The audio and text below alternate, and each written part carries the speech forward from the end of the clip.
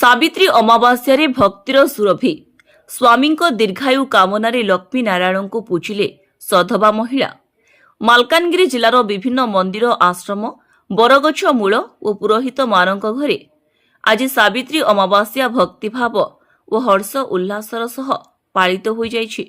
ସାହି ବାସିନ୍ଦାମାନେ ଏକତ୍ରିତ ହୋଇ ପାରମ୍ପରିକ ରୀତିନୀତି ଅନୁସାରେ ବ୍ରତ ପାଳନ କରିଥିବା ବେଳେ ସଧବା ମହିଳାମାନେ ସ୍ୱାମୀଙ୍କ ଦୀର୍ଘ ଜୀବନ, ପରିବାରର ସୁଖ ଶାନ୍ତି ସହ ଶାଶୁଘର ଓ ମାତୃଘରର ମଙ୍ଗଳ କାମନା କରିଥିଲେ।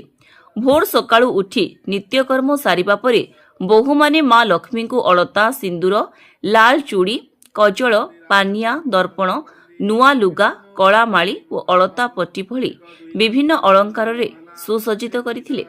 ନିକଟରେ ଭଗବାନ ନାରାୟଣଙ୍କୁ ମଧ୍ୟ ଶିଳ ଓ ଶିଳପୁଆରେ ହଳଦୀ ଲେପନ କରି ସୁନ୍ଦର ଭାବେ ପ୍ରତିଷ୍ଠା କରାଯାଇଥିଲା। ପ୍ରଥମେ ଶ୍ରୀ ଗଣେଶଙ୍କ ପୂଜା ପରେ ସମସ୍ତ ଦେବାଦେବୀଙ୍କୁ ଆବାହନ କରାଯାଇଥିଲା। ପରେ ଯମରାଜ, ସତୀ ସାବିତ୍ରୀ, ସତ୍ୟବାନ ଏବଂ ଲକ୍ଷ୍ମୀ ନାରାୟଣଙ୍କୁ ବିଧିବଦ୍ଧ ଭାବେ ପୂଜାର୍ଚ୍ଚନା କରାଯାଇଥିଲା। ସୂର୍ଯ୍ୟଦେବଙ୍କୁ ଅର୍ଘ୍ୟ ଅର୍ପଣ କରି ମହିଳାମାନେ ପରିବାରର କଲ୍ୟାଣ କାମନା କରିଥିଲେ। ଗୁଡ଼ ସହ ମୁଗ ବତୁରା, ନଡ଼ିଆ, କଦଳୀ, ସପୁରୀ, ପଣସ, ତାଳ, ଖଜୁରୀ ସହ ବିଭିନ୍ନ ପ୍ରକାର ଫଳ, ନିଶଙ୍କୁଡ଼ି ଭୋଗ ମାଙ୍କ ନିକଟରେ ଅର୍ପଣ କରାଯାଇଥିଲା। ପୂଜା ଶେଷରେ ପୂଜକ ଓ ବ୍ରାହ୍ମଣମାନଙ୍କୁ ଅନ୍ନଦାନ ସହ ଦକ୍ଷିଣା ପ୍ରଦାନ କରାଯାଇଥିଲା। ପରିଶେଷରେ ସଧବା ମହିଳାମାନେ ନୂତନ ବସ୍ତ୍ର ଓ ଅଳଙ୍କାର ପିନ୍ଧି ବରଗଛ ଚାରିପଟେ ପରିକ୍ରମା କରି ସୂତା ବାନ୍ଧିଥିଲେ।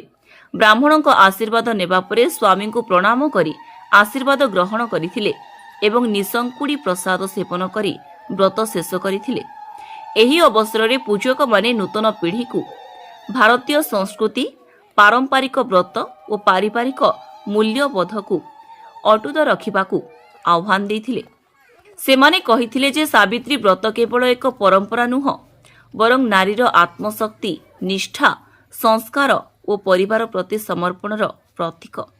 ଆଧୁନିକତାର ପ୍ରଭାବ ମଧ୍ୟରେ ଯୁବପିଢ଼ି ନିଜ ମାଟି, ଧର୍ମ ଓ ସଂସ୍କୃତିକୁ ଭୁଲି ନ ଯାଇ ଏପରି ପାରମ୍ପରିକ ପର୍ବପର୍ବାଣୀରେ ସାମିଲ ହେବା ଆବଶ୍ୟକ ବୋଲି ପୂଜକମାନେ ମତ ପ୍ରକାଶ କରିଥିଲେ।